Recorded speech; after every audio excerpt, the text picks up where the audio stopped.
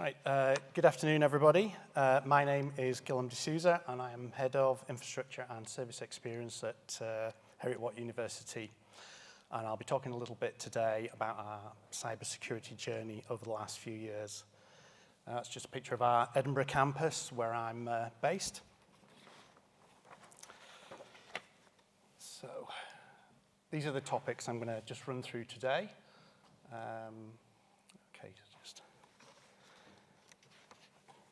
Right, so a little bit about Heriot-Watt. Established in 1821, we're a global university with campuses in Dubai, Malaysia, Orkney, Scottish Borders, and Edinburgh. We've got around 27,000 students from 154 countries, around 2,900 staff, and we would class ourselves as a research-intensive university. So I mention that because I think when it comes to cybersecurity, if you're dealing with researchers and research groups, that's a really important point to be aware of. Okay, so I'm just going to say a little bit about the start of our journey. So I've worked in IT for over 25 years, and security has always been an issue, but I think for Heriot-Watt, our cybersecurity journey, and when we started to see a lot of time and effort going into cybersecurity, really began back in 2018. And the big driver for us was that the Scottish Government had sent out a mandate to public sector organisations that they should be working towards achieving Cyber Essentials Plus accreditation by October of 2018. So we did a lot of work in 2018 in preparation for this. At the time, a lot of our IT infrastructure and our teams were local to academic schools. There was lots of different hardware and software in place and lots of different ways of doing things. I don't think any area or school was doing things the same. Patch management wasn't great, and we had no dedicated cybersecurity staff or teams. A lot of our security was at the desktop and server level, and was done with the McAfee suite of security tools at the time. Any pen testing that was done was very occasional, and it was usually instigated by internal audit rather than by ourselves. With the devolved IT, we had a lot of admin rights in academic schools and different departments, a lot of personally managed servers and various endpoints, and also a problem with legacy business systems. So we put a lot of time and effort into addressing those issues sufficiently that we passed our C+ assessment for the full scope and full network of the university. And we were also able to achieve C+ for a further 2 years following that. Okay. So I was just going to say a little bit about our experiences of building up a cyber team after that 2018 period. So following that work that we'd carried out for Cyber Essentials Plus, we recognized that we needed to start thinking about having a dedicated team that would provide oversight and coordination for cyber across the university. But it actually took us another probably 2 to 3 years before that actually took place. We had a wider restructuring in the university and in information services around 2021, and that provided us with an opportunity to create a dedicated cyber team with a manager and 2 analyst roles. We had a couple of good people internally who had been positioning themselves to move into a cyber and expressed an interest in a cyber role for a couple of years. So we were fortunate that we were able to move them into the new team. But we did have challenges recruiting externally for the remaining role. We did appoint someone into the role, but they moved on very quickly because they were able to get a better paid role elsewhere. We did work with agencies, but again, we were finding candidates were coming forward who didn't really, we felt, have the experience to come in at that grade that we'd built the role at. So what we actually did was, looking at the applicants we were getting a lot of graduates with cyber degrees. So we re-evaluated the role, and we actually lowered the role and made it more of a graduate sort of friendly role, where we would appoint someone and develop them into the role. And that was a lot more successful, and we were able to fill the role. We're also members of a shared service, and have been for a number of years, that's called Festus. This was originally a shared service in Scotland, across a number of universities and colleges, and that provides us with access to a shared Chief Information Security Officer role, as well as providing us with guidance, threat intelligence, and support working through cyber frameworks that we've been working with, initially Cyber Essentials Plus, and as I'll talk about a bit later on, the public sector cyber resilience framework. So just a couple of points I'll put in there about maybe things to consider if you're developing a cyber team or even starting one from scratch. I think you need to think very carefully about what you're looking for from your cyber team. Do you want it to be technically focused? Do you want it to be more around governance of cyber in the organization and policy writing? Personally, we've got a bit of a mixture. We actually have our firewall management actually sits within the cyber team, and that's partly because of the people that moved into the role, but that actually, I think, is working quite well for us. I think clear roles and responsibilities between the teams are really important. I think once you've got a cyber team, there's maybe an expectation from other areas that they should deal with anything that's even remotely cyber related. So I think that's really important to have that mapped out. You also need to think carefully about who's going to do things like pick up tickets from a SOC or JISC alerts that come in. We don't want those to go unanswered or uninvestigated. I also don't believe that we can necessarily do everything on our own. So I think it's good to look at get external help as well. Excuse me.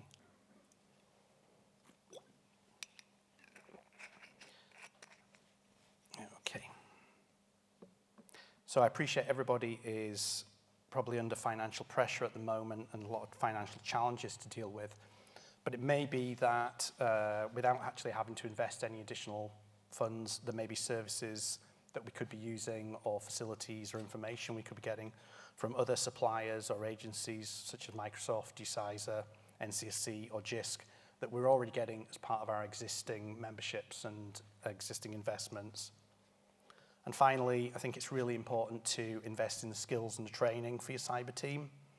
Again, that's not necessarily a financial cost.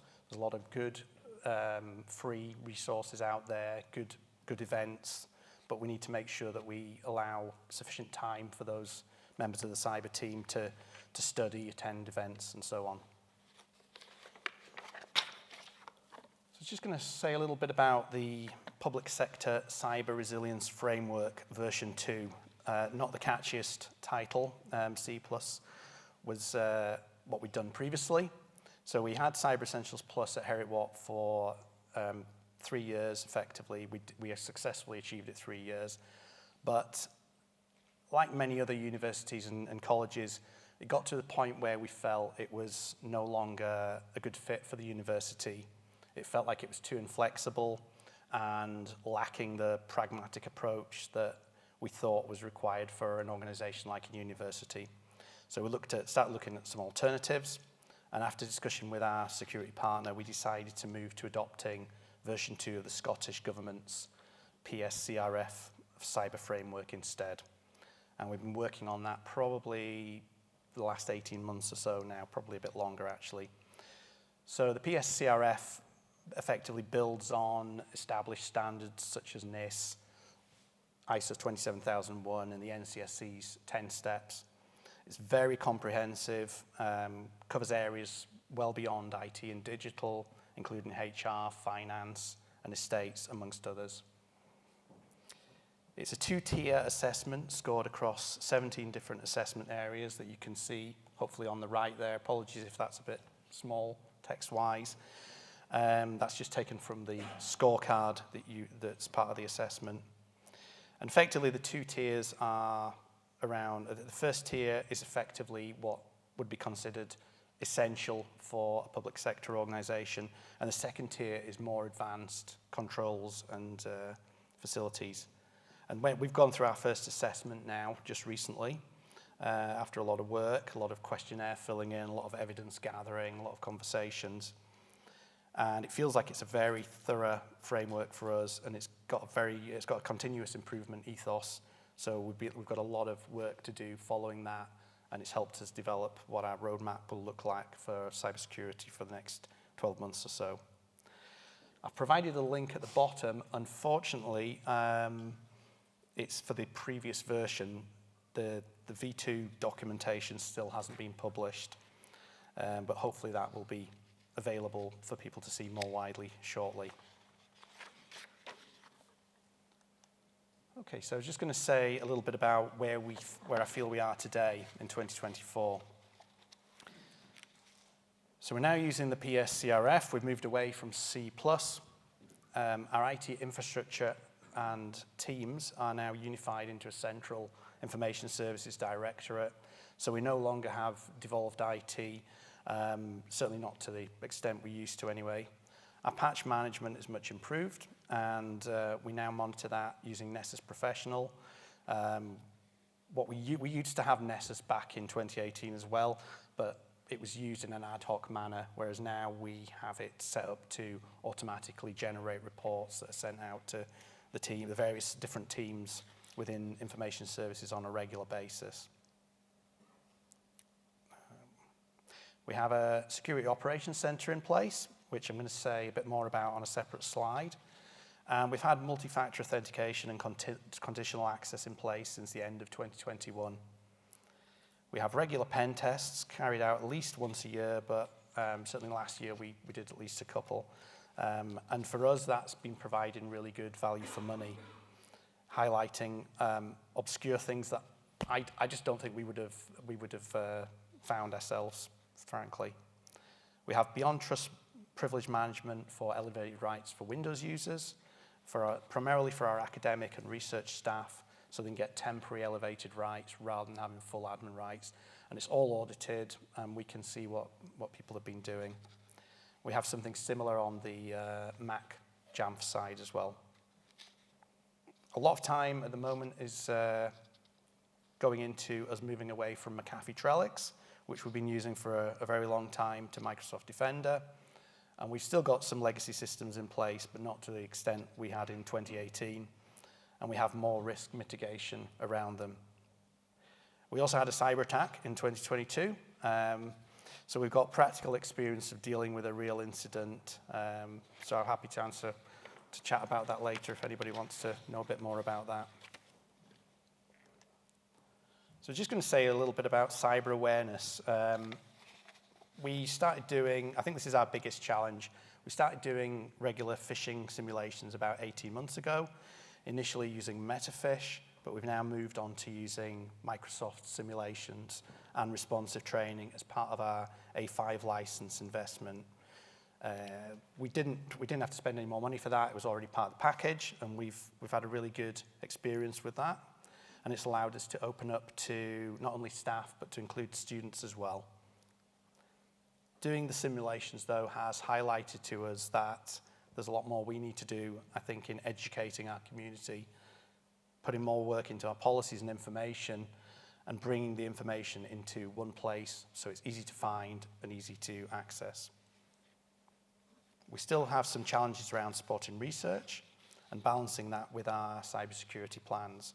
And there's a number of things around the research we're doing to improve that. We've got a new network that we're rolling out at the moment. And I think that will have that will give us a lot more options around how we support researchers and their specialist needs. I think we recognize that we need a much more comprehensive cyber awareness program, much more structured. So we're going to be developing that in the next few months and over the next year. We need clear guidance in plain language. I think use a variety of engagement methods to interest and appeal to people in different groups and different learning styles.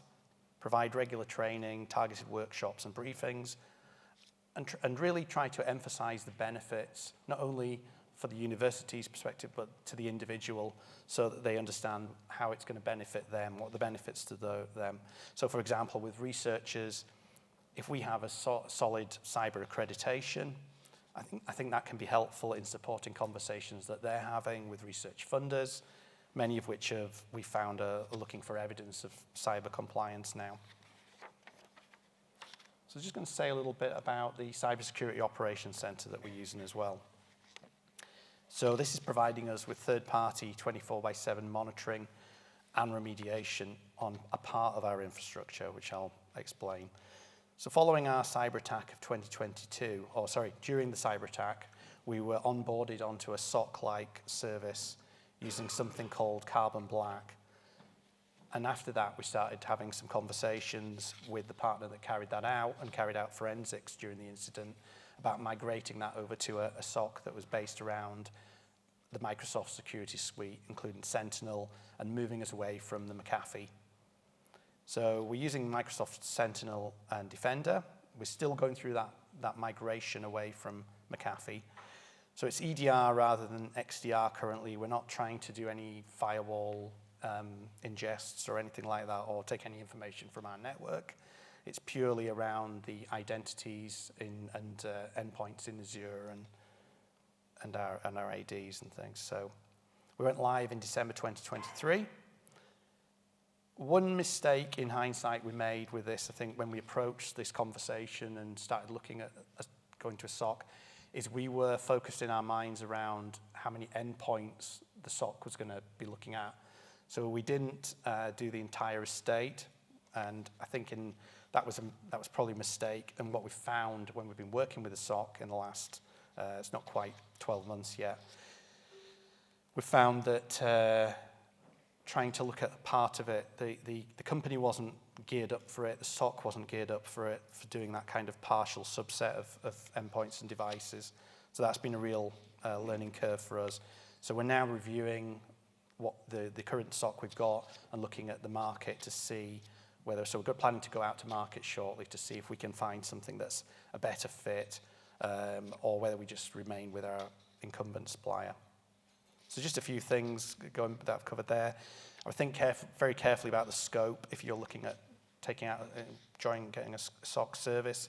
Do you want full coverage? What services do you want to be monitored there? I think the general guidance around the SOC is to try not to pull everything in at once. But I think, as I say, with the endpoints, I think we made a mistake there. I wouldn't underestimate the time to do the baselining process. We went live in December 2023, but what we found was, even though we'd gone through a baselining process, those first few weeks we were inundated with tickets. There was all sorts of things, and so we had to work with the supplier to actually sort of weed out those high volume tickets, a lot of which were Enter ID type related information about identities and things. Need to think very carefully about what you do with those SOC tickets when they start coming in, because, as I said, we got a lot when we first went live, and again, it wasn't quite clear. We hadn't really thought through who was going to handle them on the internal side on Heriot Watt. Is it the security team initially? Is it the team that looks after Microsoft 365? Is it the cloud and data center team? So we don't want important tickets to be overlooked. And finally, the last thing I was going to mention that came as a bit of a surprise to us was initially when the SOC went live, they didn't do any remediation for us. So we had to work with them to make sure they had certain access to reset passwords and disable accounts and things like that, and had to get those things set up with them. I think we just thought that would kind of almost happen automatically, but that was never really discussed. So we've worked with them, and now they don't rely on us to change a password. So these are things that we were happy to just authorize and give them permission to go ahead and do. Okay. So my final slide is just to say a little bit about our future plans. So as I said, I think the cyber awareness piece is going to be really important for us going forward.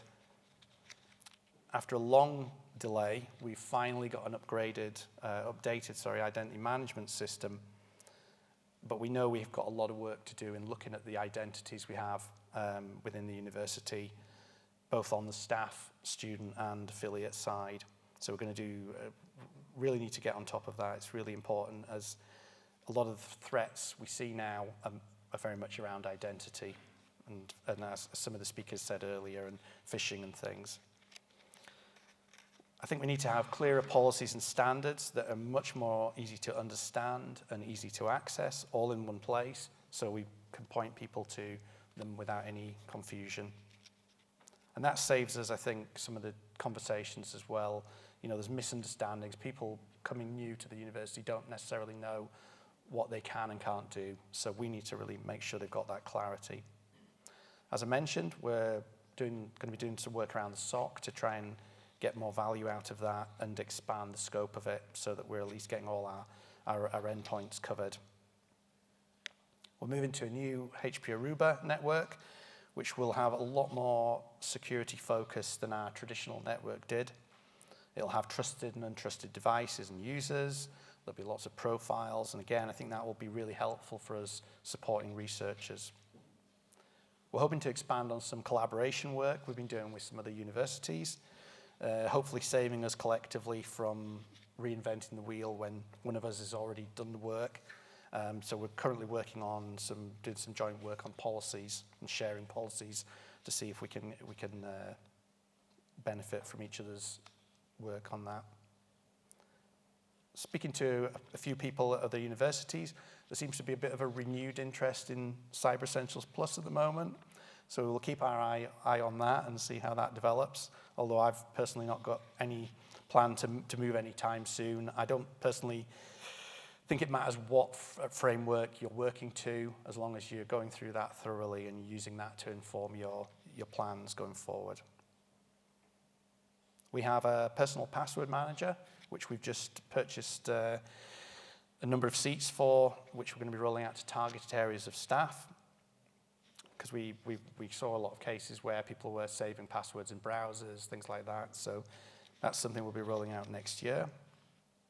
Plan to do a lot more tabletop exercises and incident management development so that next time we have an incident, because there will be another incident at some point, we're clear on how to handle it and we've got a clearer process. One thing I haven't mentioned, which we have been using for the last 12 months or so, is we've invested in a product called BitSight, which allows us to monitor our external cyber reputation. So it lets people, not only lets us see how we are perceived by other organizations outside the university, because it pulls together basically lots of external information about Heriot Watt as it's seen on the internet to kind of give us a score. And what we've found is some research funders are actually going to BitSight to get information about us before they decide if they partner with us. So it's really useful for us to find out what that looks like.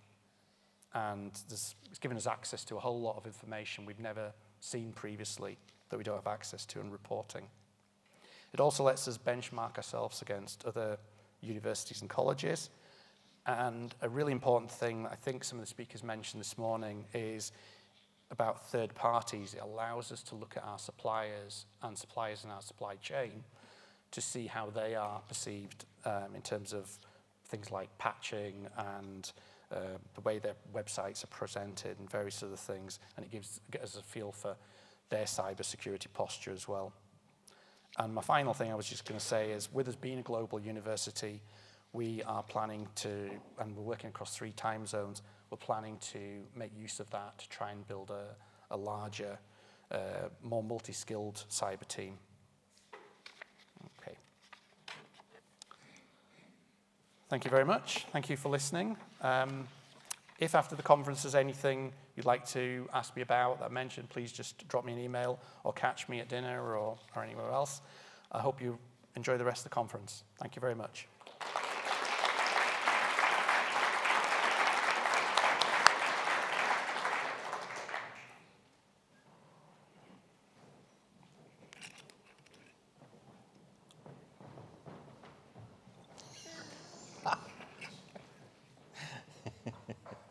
Hi. Hi, it's Anthony from Leeds Beckett. I would imagine that a cyber incident rapidly changes hearts and minds. But going back before then, how did you sort of win hearts and minds with your academics? to introduce the controls that are necessary to meet the accreditations that you achieve? Yeah, I think on the Cyber Essentials side, because it was I think it was originally a letter from the Scottish Government to our principal, so that gave us quite a strong mandate to work with different groups, and that was really helpful, I think. But what I will say is, I think we're quite lucky in that our executive are very cyber focused and have been for a number of years.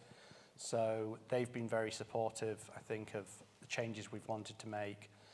So that has been helpful. And we have worked with our research teams to try and, as I was saying, we've tried to put some technologies in place, or tried to work with them a little bit more to, you know, to try and get that balance. It's really, well, I'm sure everybody knows this, that getting that balance of security versus usability and not getting in the way of the research is such a big challenge. One thing we do have now, which we've introduced just last year or so, is we do have a sort of self-managed exception policy, so people can actually apply to have an unmanaged device. We try to keep that very, very small, but it means at least we've got an audit trail of who has an unmanaged device and that they've effectively had to sign up to it.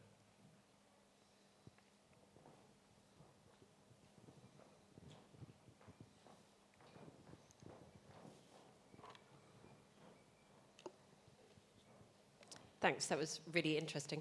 I had a question around kind of action that the SOC are taking, and I wondered if you've got any automated remediation in place, and more generally, how you strike that balance between service and security in terms of taking action on the basis of anything that the SOC are receiving.